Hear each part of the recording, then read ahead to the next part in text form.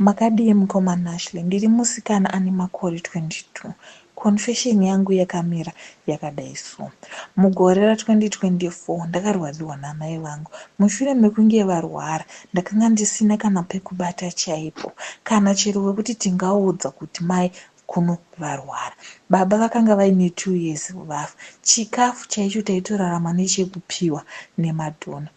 Mai ndokuzofunga kuti vakanga vaine shamwari yavo. Shamwari yavo iyi yakanga ichigara kuAustralia. Ndiye watakazotaura naye akati iye haakwanisi kungotipa mari, aida kuti ini ndiende ikoko kuAustralia ndinotanga kushanda ndiri ikoko.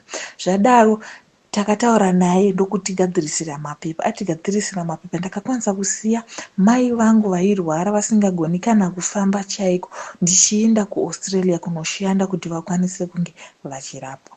Zvadaro ndasvika kuye, ndakasvika ndikanoona zveshuwa aiwa vakanga vaine zimba iri rakanga riri zimanshoni chairo. Ndasvika paye ndokupinda mukati. Ndapinda mukati ndakasvikopiwa maintroduction. Shamwari yavo iyi yakanga iine vana 2. Pavana 2 apa wekutanga anga aine 9 years, wechipiri akanga aine 6 years. Asi chakandinesa ndechekuti uyu akanga aine 9 years akanga ari chirema, asingagoni kufamba, ari pawheelchair uku achidonha masiriri. Zvadaro ndapiwa maintroduction iwayo, takanorara zvezuva iroro. Mangwana acho ndipo pandakazomuka ndichiudzwa kunzi basa randakanga ndafambira ikoko nderekuchengetedza mwana wavo uyu akanga achibuda masiriri, asingagoni kudya pamwe chete nekufamba.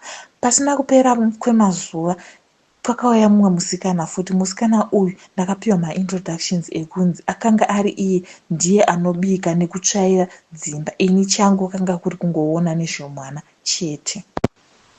Mazuva achifamba, ndakazomuka mumwe musi usiku ndichiti ndikuda kuenda kutoilet. Ndasvika kutoilet ndikabuda paya ndokusangana kwandakaita nemwana wavo ari mudining. Ndamuona ari mudining kudaro, ndakashamisika kuti kusei ave kufamba, maoko ake ari kuratidza kuti anodi ari kushanda, ende panguva idzodzi airatidza kuti ari kugadzira mudining, kureva kuti ari kucleana mudining. Zvakandinetsa kuti mwana asingafambe kana kudii, simba azoriwana kupi. Ndobva ndati pamwe kuda handina kunyatsoona, ndokudzokera kunorara. Ndokumuka mangwanani pandakanomuka ndakamuona akarara murumu make, masiriri ake achingodonha, asingakwanisi kumuka kana kudii, simba chaiyo akanga asina. Ndokutanga kumugeza, kumuchinja nokumupfekedza hembe dzake dzaanopfeka. Handina kana wandanga ndataurira nekuda kwezvandakanga ndaona. Zuva iroro ndokubva ndarara futi. Ndokubva ndamuka nguva senguva dzandakangomuka idzodzo, ndokuona zveshuwa mwana uyu zveshuwa ari kutogadzira chii, ari kugadzira mudining muye. Ndokutora foni yangu ndokumutora vhidhiyo ndokudzokera kudini, kunorara.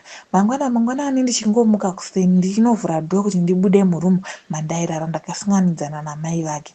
Ndasanganidzana navo ndokubva ndavakwazisa ndikati mangwanani svika havana kudaira, vakazodaira paapai vakati zvauri kuita handina kuzvifarira, uyezve vhidhiyo rawakatora iroro unoda kuripa ani, uyezve unoda kuzivisa ani kuti ndizvo zviri kuitika pamwana wangu. Ndokushamisika kuti vakanga vazviziva sei kuti ndakamutora vhidhiyo mwana wavo. Ndokunyarara paya, ndokubva vatora foni yangu ndobva vaipwanyira pasi.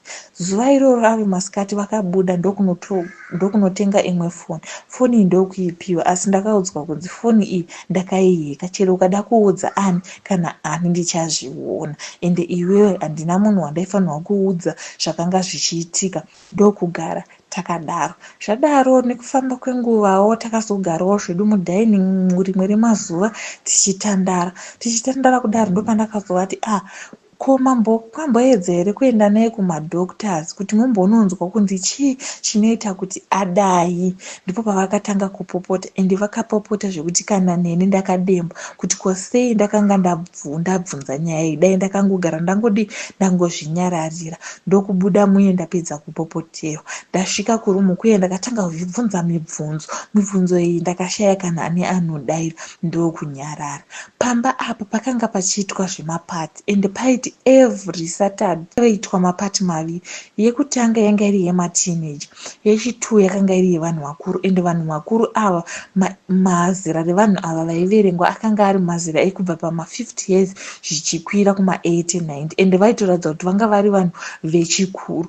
So inini neumwe wangu wandaishanda naye, sezvo tavewo vanhu vakuru, isusu tinoenda ichi yemanheru.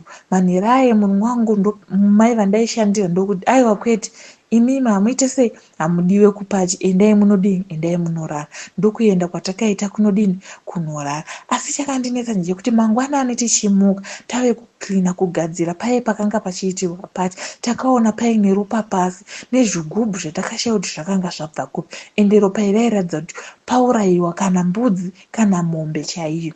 Ndokuti ko isusu takabuditsa nyama yakagadzirwa kare, ko ropa rabva kupi? Tiri kubvunzana nemumwe wangu wandaishanda naye. Akashayawo mhinduro, neni ndakashayawo mhinduro. Ndokunhonga zvigubhu. Mukunhonga zvigubhu meye taiona kuti zvigubhu zvakanga zvakasarira tudhiringi. Patudhiringi twakanga twakatsvuka kuita kunge rakanga riri raspberry. Chakandinetsa ndechekuti papati iyi hapana kana dhiringi rakatengwa. Hapana kana dhiringi yakatengwa yekuti hanzi titi pamwe kuda ndo dhiringi type 1 yakatengwa. Kwete, chatakangokwanisa kubudisa inyama chete, ndo yatakakwanisa kubudisa chete ipapo. Zvadaro takangonhonga, hakuna waitaura, ndokunyarara kwatakaita. Mumba umu chero kugara chaiko, kuti wagara kana kurara chaiko, munhu munorema kurara, even hope chaidzo dzaunorota, unenge uchingorota zvinhu zvisinganzwisisike. Pamwe pacho ndakambofunga kuti regai ndichipfugama ndichinamata kuti ndione kuti chingava chii chiri kuitika pano pamba. Zuva randakanoda kuti ndinopfugama pasi, vakangoerekana vangovhura dhoo mai vai. Ndokunditi ini pamba pangu hapana anopfugama achinamata, hapana anokwanisa kudaidza zita raMwari. Munhu mumba mangu, chii chauri kushaya chekuti ungapfugama iwe wotanga kunamata? Mai vako ndakavarapisa vakapora, iwewe mari ndinokupa, ivo mai vako ndinovatumidzira mari. Saka chaunopfugamira pasi uchinamatira chii? Chii chauri kushaya pano? Pane chauri kushaya here? Undiudze ndikwanise kukuitira, nekuti zvauri kuita izvi handizvikwanisi, ende handidi munhu anoenda kuchechi. Nyaya dzepano sezvaunoziva ndedzepano, ngazviperere pano. Ndokubva ndaramba ndakanyarara. Asi ini mukoma, upenyu hwandiri kurarama ndiri pamba apa upenyu hunorwadza. Ndakapinda musituation iyi nekuda kwekurapisa mai vangu. Mai vangu chero ndichitaura navo pafoni handikwanisi ndichivaudza kuti ndizvo zvandiri kusangana nazvo ndiri kuno amai, eni ndinongoratidza mufaro chero pese pandinotaura navo. Ndoita sei mukoma? Ndingakwanise kubva sei pamba apa? Nekuti chero ndikada kuti ndijambe jurawo, pane fence, electric fence, handikwanise kubuda. Pagedhi panoda fingerprint, panoda face kuti ndinge ndichikwanisa kubuda. Zvese izvi iyo ndo vanoaccept pafoni pavo kuti munhu ukwanise kubuda gedhi uchienda kana kumashops chaiko. Ndoita sei?